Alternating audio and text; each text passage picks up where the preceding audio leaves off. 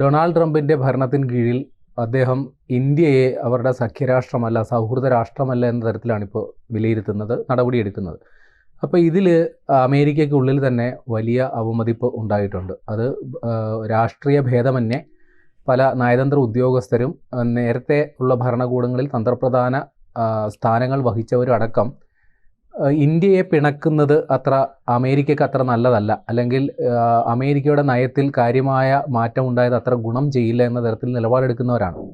അപ്പോൾ ഇത്തരത്തിൽ പെൻറ്റഗണിലെ മുൻ ഉദ്യോഗസ്ഥൻ മൈക്കൽ റൂബിനാണ് ഇപ്പോൾ അസീം മുനീർ ഇന്ത്യക്കെതിരെ അമേരിക്കയിൽ വെച്ച് നടത്തിയ പ്രസ്താവനയിൽ കടുത്ത വിമർശനം ഉയർത്തിയിരിക്കുന്നത്.